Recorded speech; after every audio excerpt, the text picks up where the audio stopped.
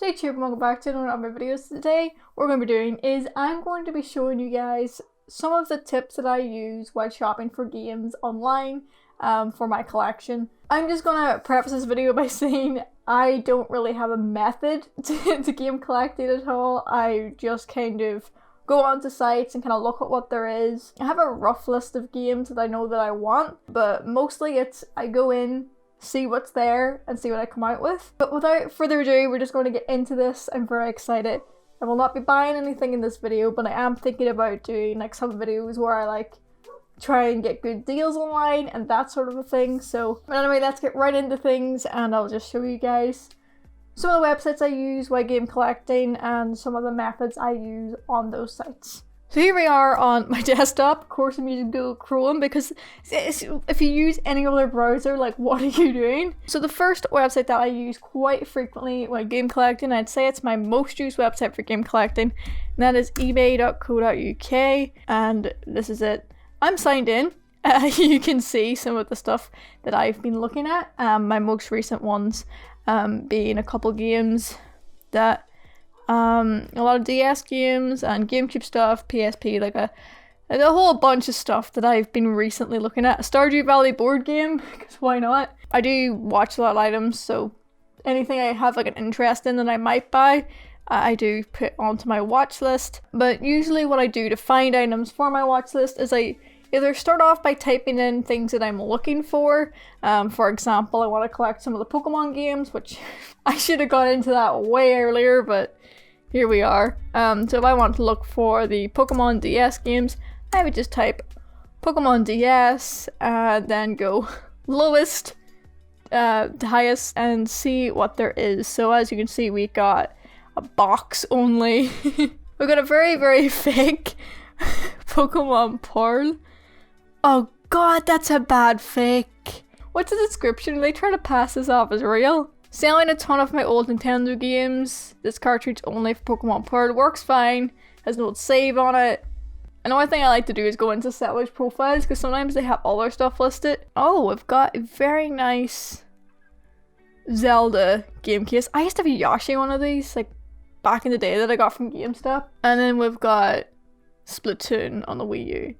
So here is an option that I use frequently on eBay, which is make an offer. If it's getting near to the end of the bidding, which it's coming near the end, but if it's coming into like the last 20 minutes, sometimes if there's no bids on an item, people just want to get rid of shit and you can get some really good offers. So I'm gonna watch this. Sometimes a seller will also make an offer to you. I got a couple of offers the other day. I didn't take any of them because they weren't good enough. So yeah, you can do that. That's kind of what I do. So now we're back here. So this one we've got a cart only, which if I was buying, I would buy boxed, but that's actually a nice little bundle. I mean, you're getting Nintendo dogs and a Pokemon game, but this will actually lower the value of the bundle. Most people will just want the Pokemon game, so they won't bid on this because they just want the Pokemon game. Whereas if you're smart enough, you will bid on this because you want the Pokemon game, but you're also getting a bonus game for your collection.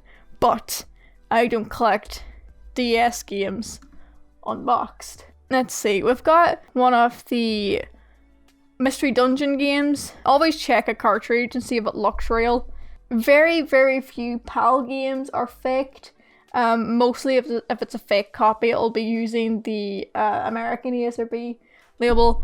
That's a really bad photo actually to check if it's real or fake, but they've supplied it. And you can also go on to like a Reddit. There's a Reddit you can go to called Game Verifying, and we can actually go into that. I use it a lot when I'm looking at like Pokemon games because I really don't want to get scammed or anything, so you can use that. So this is a subreddit you can go, place to verify genuine games and consoles, and you can put things in, like people put in photos, and there's also tags here. You can go fake or legitimate. So if you want to look at some legitimate copies and compare things, you can go in and have a look. They do Game Boy games and anything any number of things. A lot of people do put in eBay listings and say, listen, like there's one here, put in a Macari listing, just being like, look at this listing before I buy it. It's great to be able to like have a source like that you can use while you're, especially when you're looking at these like Pokemon DS titles.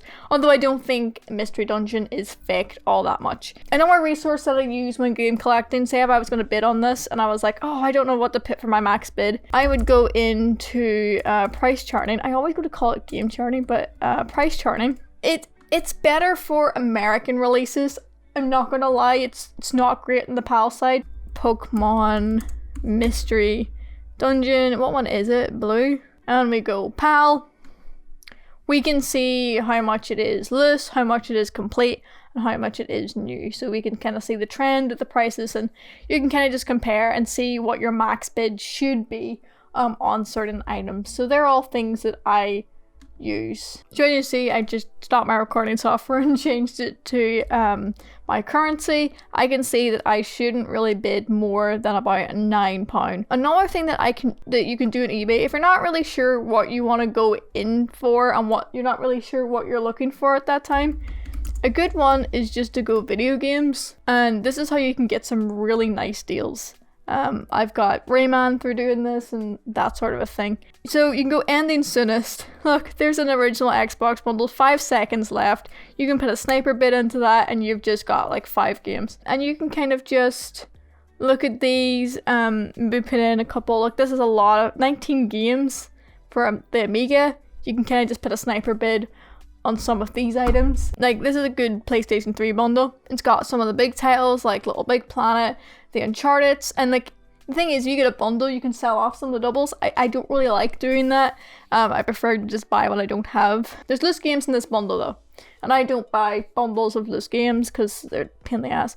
But you could put a bid on this and get like this big collection for a lot cheaper because people haven't really looked at it. And as long as it's categorized under video games, you're sweet. But yeah, that's some of the tips that I use when I'm on eBay. Second site that I use a lot for retro gaming when I'm buying stuff for the collection is CX. CX is one of those ones where I prefer to shop in store, but I browse this quite a lot. A lot of the time what I'll do is I'll have eBay and CX open at the same time. So say if there's a specific game that I'm looking for example, at the minute I really want the 3DS version of Miitopia. We'll change it from ending soonest to lowest price, and we'll kind of look at what kind of prices we're getting here. But I can just hop in here, gonna log in obviously, and I'm going to type in Miitopia here, and I can see if I can just pop in store and buy it cheaper. So they're selling it for £10, so I know that there's no point in me